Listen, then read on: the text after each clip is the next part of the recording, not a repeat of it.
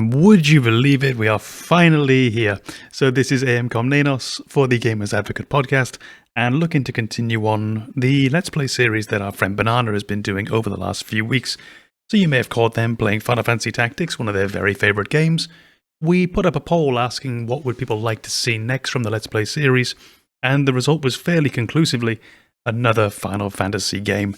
Now for me there were two being tossed up. It was going to be either Final Fantasy VII or Final Fantasy VII Rebirth. But I think rather than play Final Fantasy VII Rebirth, maybe we'd like to save that for a time after playing certainly the original and probably remake as well. And here we are, ready to go, released in 1997, and for a generation of gamers, myself included, many of us who now find ourselves in our mid-30s, many of us, this was one of our first great experiences of an enormous video game that was telling stories, that was really opening up a whole interesting and bizarre world to us, a great story being told. And that's what this game offered to me. And it's the game I associate most with gaming as a child. It's the game that I always went back to. It's the game that I played when it came out. It's the game that I repurchased in 2004. It's the game that I repurchased in 2010. It's the game that I repurchased on its PC release in, I think, 2013, 2014. And it's the game that I've repurchased again and again and again as the discs wore out, as the Platinum Edition was released, because this has been something of an ever-present in my life. This isn't going to be a Let's Play where we try and power play the game. It's not going to be a Let's Play where we try and really game the systems in any way. We're going to play this in the way that you would approach this just coming in for one of the first times. Just going to try and have fun, enjoy the spirit, enjoy the story. And I think the best thing that we can do is really just allow ourselves to be taken back to that time when gaming felt much simpler, when there really wasn't much more to our gaming than just being in the moment and enjoying it for what it is. And I'm frankly incredibly excited to start playing because, as I say, this is, to my mind, even if to this day I tell myself that there are games that I prefer now, there are games that I think are better, even if I recognize flaws in the game, this is my favorite, and I think that's probably never going to change. The controller is mapped, the volume settings are done, the audio is capturing. I say, what better than diving in for the very first time, bring ourselves back to 1997, bring ourselves back to the Final Fantasy VII first release on the PlayStation, and let's take that journey together, shall we?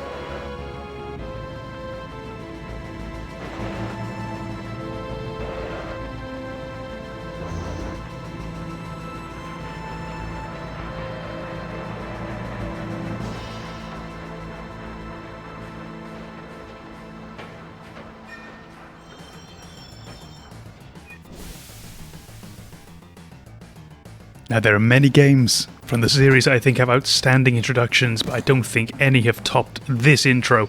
Not Final Fantasy VI, not Final Fantasy VIII, not Final Fantasy X. I think this is special. Here he comes. Come on, newcomer, follow me. We're going to start off by searching the bodies, and we're going to head through to our very first combat encounter. Quick introduction to the game. Turn-based combat. I do have it on wait mode because I like to be able to just pause and slow down during the fights. Although I may have just noticed that I haven't set up wait mode on this play yet. I forgot that it resets every single time you load up the game, so we'll fix that in a few moments. This was always one of my very favourite tracks from the entire series. There's something about this that really gets me started, gets me ready to play. Now, who is our mysterious ex-soldier? Up. There we go. The weight setting. Perfect. Now, all that's going to do is give us a bit of time to think a bit more during the battles. It's nothing too drastic. Wow, you used to be a soldier, huh? Not every day you find one in a group like Avalanche. Soldier? Aren't they the enemy? What's he doing with us in Avalanche? He was in Soldier, Jesse. But he quit and he's with us now. Didn't catch your name. Now, the naming conventions, of course, classic for most of us. Many of us, when we were younger, we put ourselves in as the main character, so we could call him Com. Many of us wrote city names like Butthead, because of course there's nothing more fun while playing the game than in those big powerful moments, everyone calling for Butthead. But we're going to play it the way I used to play it. Cloud is Cloud. Cloud. Cloud, eh? I don't care what your names are. When this job's over, I'm out of here. The hell you all doing? I thought I told you never to move in a group. Our target's the North Mako Reactor. We'll meet on the bridge in front of it. I remember this next moment blew my mind. Ex-soldier, huh? I don't trust you. Barrett is Barrett. Thank you for the tutorial. This moment as the camera swoops in. And we see the Mako Reactor looming over us. That blew me away as a small child. Now I have a little method for this area, and I've never been able to not do it. So we're going to fight this little battle.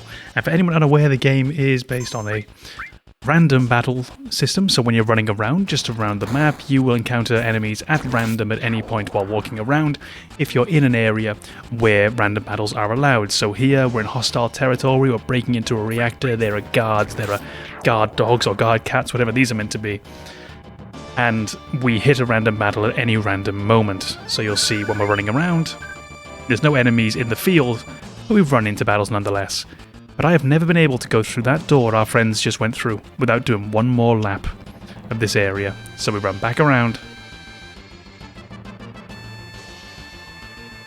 And we go again, into the corner, and back. I don't know where that comes from, but I have an absolute need. It's one of the few areas where that's true. Now, will we be doing any extra leveling in this Let's Play? Yes, but nothing too drastic. I tend to over-level in most of these games, and I'd like to have a playthrough where I don't truly over-level, so that maybe in some of the later battles we can have a little bit of a challenge, but there will be a little leveling taking place. Most of that, however, I'll try and just do off-screen in between episodes, so that we're not getting bogged down in the nitty-gritty of the leveling, and we can just enjoy the storyline and enjoy the characters and our time with them, rather than the much more formulaic battle after battle after battle after battle.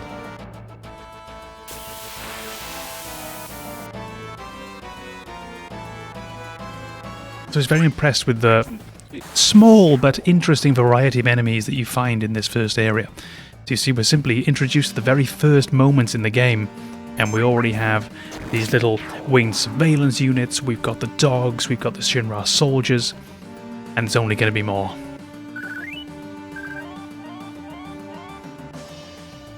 I'll secure our escape passage. You concentrate on the mission, Cloud. Geez, we're really going to blow this huge furnace up? This'll be something to see. And cue my favourite track from the early game.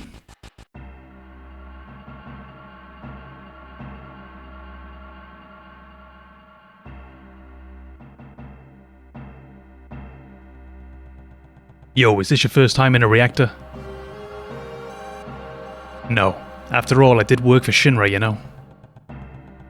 The planet's full of Mako energy. People here use it every day.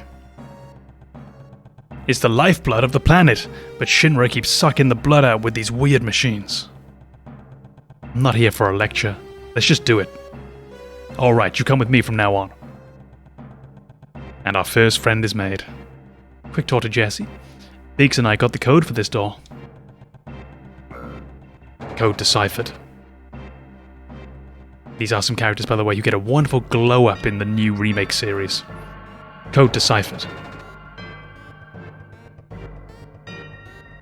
Again, we can't help but have a small explore, and it's almost always worth going slightly off the beaten track in games like Final Fantasy if you are playing one for the first time or seeing them for the first time. Take a little walk down the less trodden path, and you'll likely find small rewards here and there.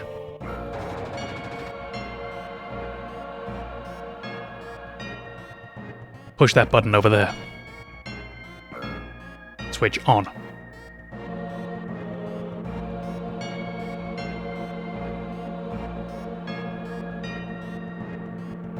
Little by little, the reactors will drain out all the life. Then that'll be that.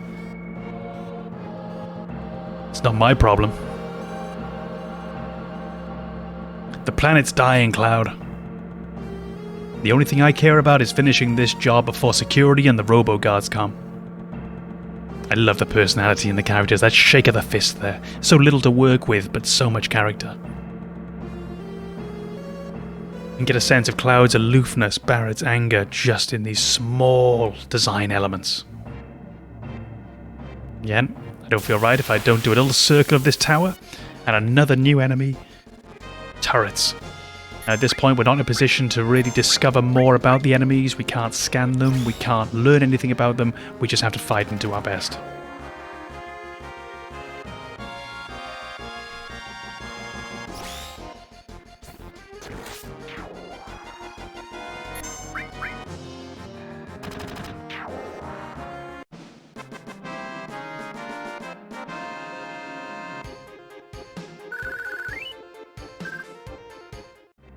Now, there was a time when ringtones on telephones suddenly became more interesting for the first time, and many of us Final Fantasy fans, we picked that da-da-da-da-da-da-da-da-da as one of our first ringtones, before realising that nothing makes you hate a song more than having it associated with work calls. So it only lives for a short time, and now no one has it. But we did for a while. Now, there's a little trick there that I just didn't point out to you in the moment because the instinct kicked in. I actually told myself prior to playing the game that we wouldn't do it. You might have noticed that we were back attacked. There's a little trick that you can do to not be caught in a back attack. It's when the enemies sneak up behind you. It's a small trick, and I just did it then. And the next time we get back attacked, we'll do the same thing, and I'll point out what's happening. Little hint off the beaten track there, but sadly, no loot to be found. There's a certain beauty, isn't there, to the painted backdrops. If we go down here, wait there just a second and we'll have a look.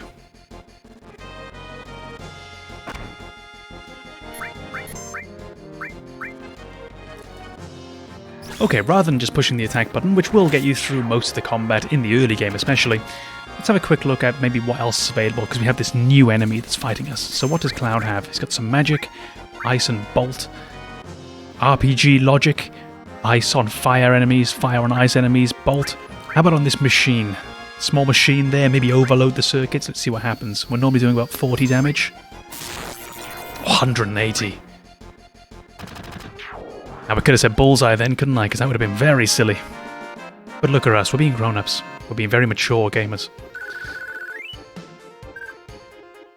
Then we see a little hand-painted backdrop, and you see, we can walk here and see those pipes going out of the ground. Just get an idea of the sense of scale. That pipe on the right, the pipes here.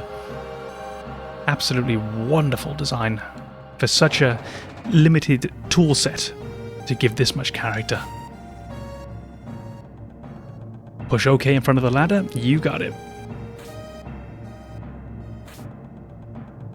Something I feel is missing occasionally from modern gaming is this very simple tutorial. We've gotten so used to video games, we've gotten so used to playing them and having a common language in video games of targeting with left trigger, for example, shooting with right trigger, grenades with the right bumper. We've gotten so used to this, we don't feel the need to communicate the buttons to a new player. But right now, we were just told the most basic button, how to use things around you. Maybe it's something that we can keep in mind for people coming to video games for the first time or an early time in their gaming lives, that it can be a useful thing just to have that extra little bit of guidance that you might need. Oh, a bigger machine, wonderful. So we'll use Barrett. You see the timer at the bottom right where our power bars are loading, the ATB charges. They've stopped right now, and as soon as I choose an enemy where it says wait, those bars are going to move again. We're going to have Cloud take no chances with this big machine.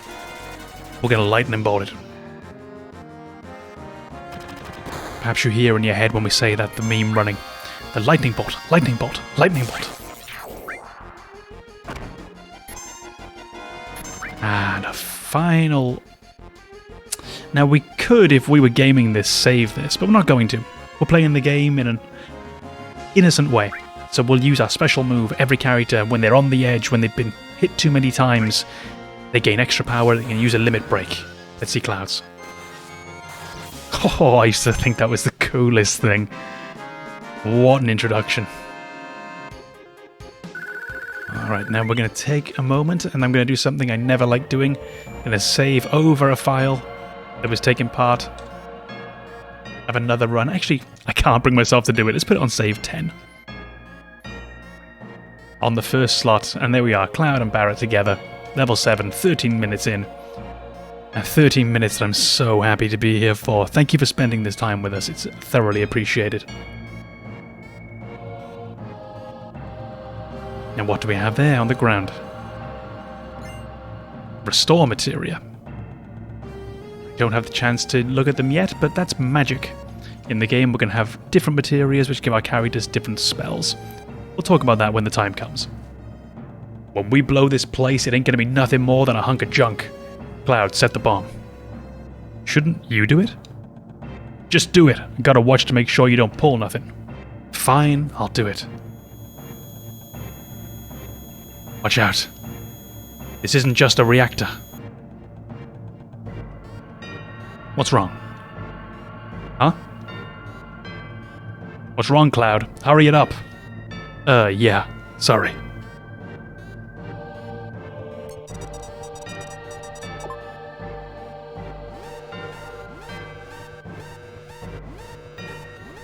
Heads up. Here it comes. Our first boss. Let's see what we have in store. Alright. Now, large robot, what do? Straight to bolt. There's a strange sort of Mandela effect with this boss fight, where when I go to this boss fight, in my head, this isn't the music I hear. I always think this is the part of the game where you hear for the very first time the boss music. It's not. Okay, let's see what Barrett's special move does, shall we? Great thing with the special move, when you cast them, they always go next. Beautiful, 100 damage. Does more than the magic. We're doing about 40 with our regular attacks, about 80 with magic, and 100 or so with Barrett's move. We're going to take a chance with Barrett and actually just do a little bit of healing. You saw there were items at the bottom of the menu, and we have simple items here. Health, magic power, and back to life. So let's use a potion on Cloud, get him into better health, and see if this boss has any tricks for us. Okay, we're looking good so far. And we're going to do the same again. We're actually going to use Barrett to heal himself. It's a bit of an overuse of potions in this game, but you'll find that Final Fantasy, a bit like Skyrim, if you want potions, you can always find more, so you don't have to worry too much. Ah, a little trick. Look at the way he's posing. Barrett, be careful. Attack while its tail's up, and it's going to counter-attack with its laser. So what we need to do is we need to wait until that tail goes down. You see at the bottom right, our time bars have filled up. The attack is ready. And now Cloud and Barret, just imagine they're circling the battle that's taking place, getting ready to strike, biding their time. And that's the beautiful thing with these, is you play the modern games, the remakes, and you are shown all that's happening in the battles. But here, like a game like XCOM, your mind has to do a lot of the work. You imagine all this fighting taking place at the same time, the feinting, the back and forth, the stroke. And I love thinking back to when you were a kid, the amount of work your imagination was doing to make these fights more epic and grandiose than they actually are with what the game gave us.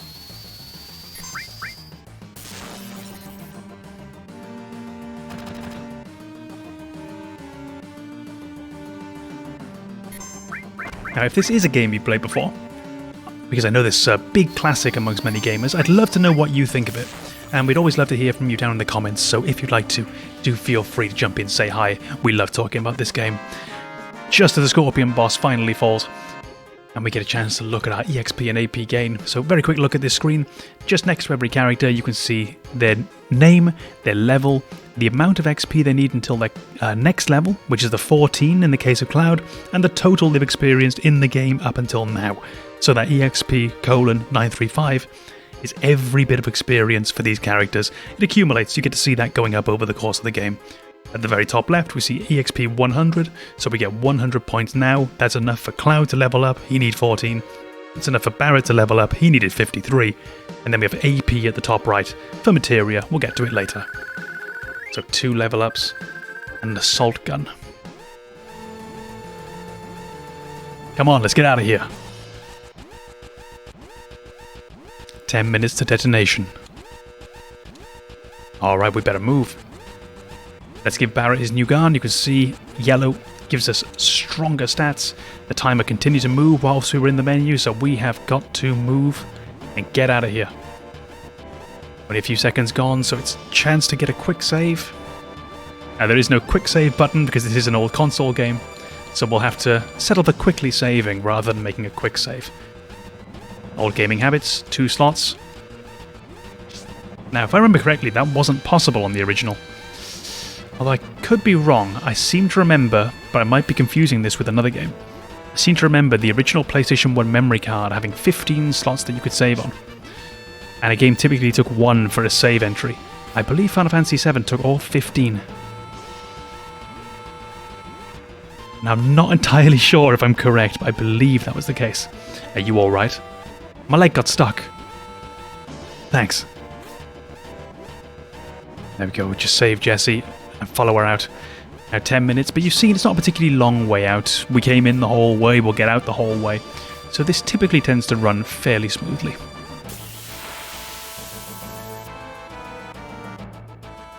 Okay, we've got these fast soldiers again. They do cast this beam gun. And the good thing about this stage of the game, of course, though, is most enemies do relatively little damage. I've just used a spell there with Cloud. Probably wasn't necessary. You saw Barret doing around 40 damage, did get the kill. This is going to be massively overkill. But sometimes you don't need to play it correctly. Sometimes you don't need to use the most efficient gaming. Sometimes it's just fun to fire lightning spells and to fire ice spells because you can. And that's going to be something you'll see happening quite often, is me just doing things because I think it looks cool or looks fun. That's a big part of how I try to play video games. I'm in them to enjoy them. So I'm going to try to make sure that we do the silly things that just made the action a bit more appealing to play. I always run around this pole. Maybe there's some deep-seated psychological issue there. Very possibly. But who cares, right? We're here to play. We'll do the same again. I'm going to use a bolt on that rear machine. And we're going to take that as Cloud responding. A simple screw you to the machine that just threw a laser beam in his face.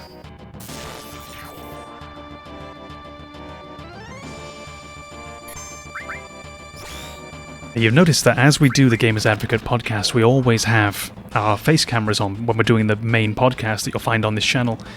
This is the first time I think I've played a game on a stream or anything related to the podcast that I haven't had my camera on, which is an interesting thought because if you could see me now, I have the biggest, giddiest smile on my face because I'm just so excited to be playing this game.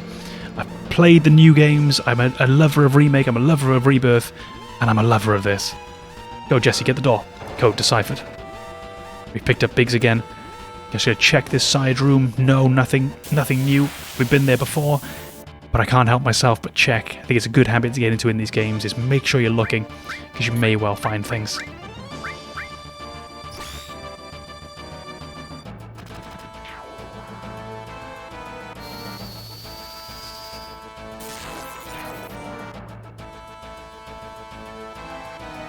You'll probably be hearing throughout all the music and the style of music, this instrumentation. This is, of course, what we were getting when we think back to our PS1. We didn't get to have, generally, the high-quality instrumentation with a lot of simple MIDI files, a lot of simple layers. You're going to find that all the way through the game that the songs have very thick melodies, very distinct melodies, like hearing in this. And I think it's got a massive charm for that time in particular. It really pulls me back when the music is this melody driven rather than rhythm driven or feeling driven. You have these beautiful songs. Cloud there just grabbing Jesse, the reactor starts to glow, and off it goes. And how's that for a sense of scale?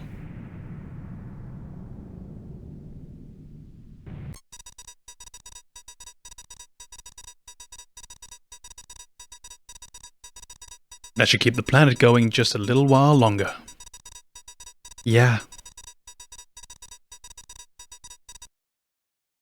Okay, now everyone get back. If you're wondering why did I do Jesse with a gruffer voice than the others, I don't know.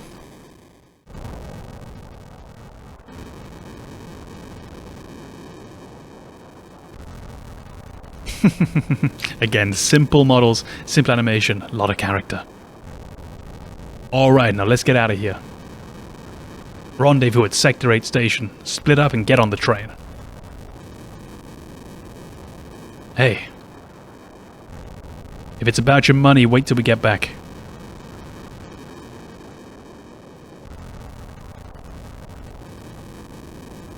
I always thought that in moments like this in a game, it's nice to just walk rather than run. Just that moment of gravitas there. And you think about what the group just did.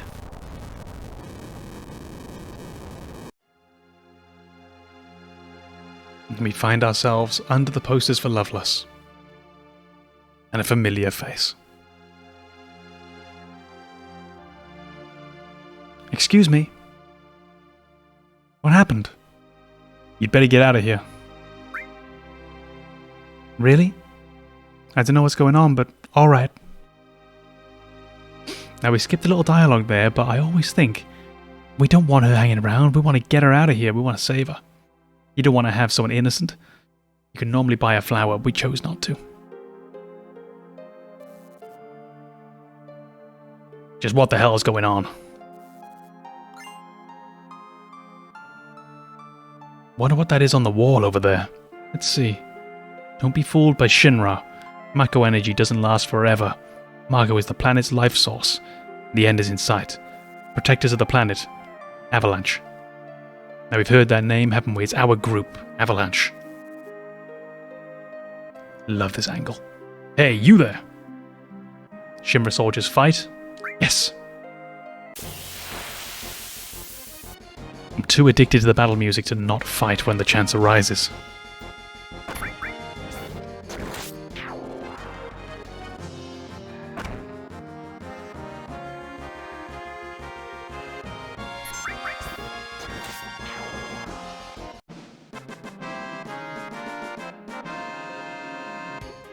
And of course, the more selfish part, you do get to gain EXP and AP, and potions. What the? Ah. Fight them.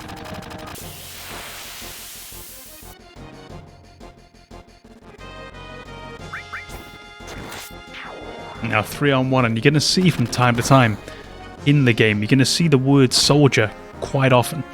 And you're going to see it written in two different ways. There's going to be a soldier written standard form, maybe a big S, but O-L-D-I-E-R written in small characters.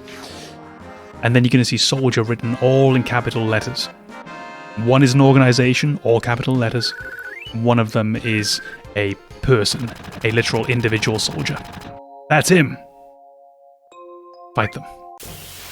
You notice we're slowly becoming encircled, because even though we're playing as this powerful character, at some point, there's not much we can do.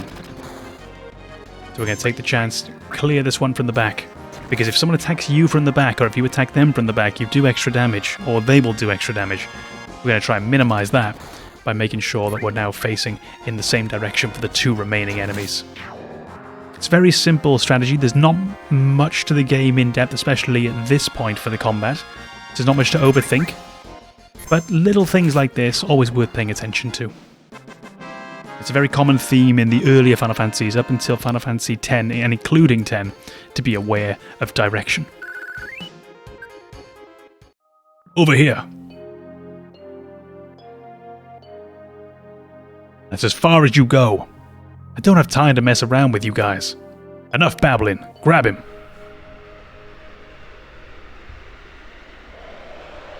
Say what you will, the man's got style.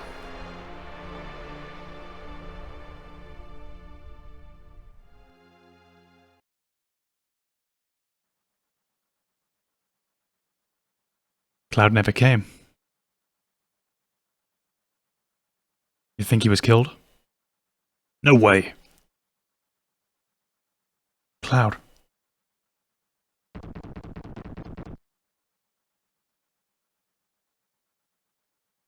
Say, do you think Cloud's gonna stay on and fight for Avalanche? How the hell would I know? Do I look like a mind reader? Y'all weren't such screw-ups.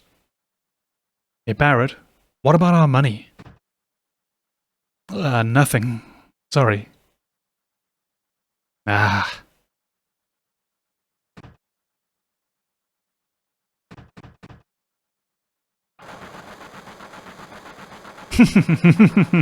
Cloud!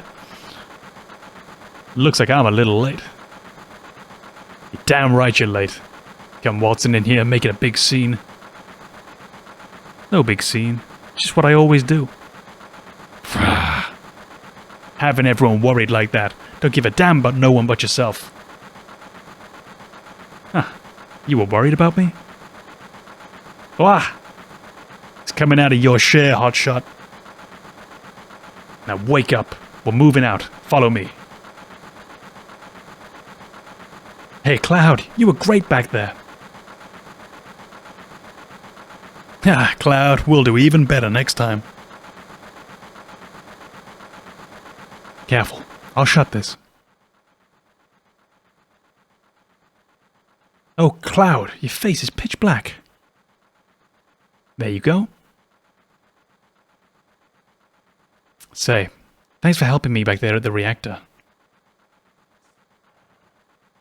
See, I like how they all have these little characters to themselves. You can feel that Wedge, the portly guy, is very different from Biggs. That cool guy, very different from Jesse all over again. I think it's just nice to have this little cast of characters to ease you into the game. And look at the punk at the front there, and that small businessman-looking individual on the right-hand side. All feels different. This is the last train at a Sector 8 station. Last stop, Sector 7 train graveyard. Expected time of arrival, 12:23 AM Midgar Standard Time. Haha, clear out the carriage. Very good. Sits back, legs up like he owns the place. This is why I hate the last train. Oh boy.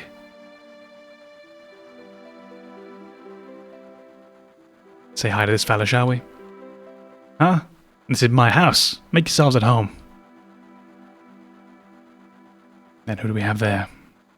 You see the headlines in the Shinra Times? The terrorists that bombed the #1 reactor are based somewhere in the slums. Blowing up a reactor. They sure put some thought into this one. They must have a real calculating leader. I wonder what they'll do next. Stop acting like a damn kid. Sit down and shut up. This train hasn't switched to security mode yet. Sure that'll change by tomorrow. Someday Avalanche is going to be famous. Me too. Hey Cloud, you want to look at this with me? It's a map of the Midgar rail system. Let's look at it together and I'll explain it to you. I like this kind of stuff. Bombs and monitors, you know, flashy stuff. Okay, it's about to start. This is a complete model of the city of Midgar. It's about a 1 to 10,000 scale. The top plate is about 50 meters above ground, and a main pillar supports the plate in the center, and there are other support pillars built in each section. The number 1 reactor we blew up was in the northern section. Then there's number 2, number 3, all the way up to the number 8 reactor. The 8 reactors provide Midgar with electricity. Each town used to have a name, but no one in Midgar remembers them. Instead of names, we refer to them by numbered sectors. That's how things turned out. Now look what's next. Look. This is the route the train is on. The route spirals around the main pillar. We should be coming around the center right now. Each checkpoint has ID sensor devices, checking the identities and backgrounds of each passenger on the train. It's linked up to the central data bank at Shinra headquarters. We definitely look suspicious, so we're using fake IDs. Speak of the devil, that light means that we're in the ID security check area. When the lights go off, you never know what kind of creeps will come out. We're almost back now. What a relief. I know, next time I'll make one just for you. Looking forward to it. Okay, I'll put a little extra effort in and make it with a bang. Big snoring away. Don't act so damn big, Barrett. You can tell they probably have the occasional, how can we politely phrase it, measuring contest. Oh, I'm seeing stars, this sucks. I hate the dark. Look, you can see the surface now. This city don't have no day or night. If that plate weren't there, we could see the sky. A floating city. Pretty unsettling scenery. Huh? Never expect to hear that out of someone like you. Just full of surprises. The upper world. City on a plate. Because of that pizza, the people underneath are suffering. And the city below is full of polluted air. On top of that, the reactor keeps draining up all the energy. Then why doesn't everyone move onto the plate? Dunno. Probably because they ain't got no money? Or maybe because they love their land no matter how polluted it gets. I know. No one lives in the slums because they want to. It's like this train. Can't run anywhere except where its rails take it. Ah, sweet Cloud, trying his best to philosophize.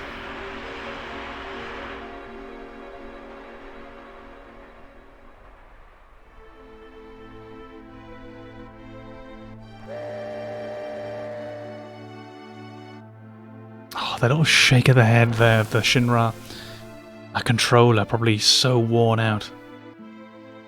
As we say goodbye to the punks, say goodbye to the mother and daughter, glad to be home. You see the shaking of the heads, probably going with all the explosion at the Mako Reactor, probably absolute chaos. Biggs and Jesse jumping around, so happy. Wade checking out. Barrett jumping down the stairs, they can't believe what they've done. Yo, get over here, all of you.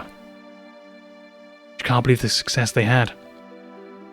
When you've been a train man as long as I have, you see a lot of people and a lot of lives. People parting, meeting, joy, sadness. And after a while, it doesn't even get you anymore.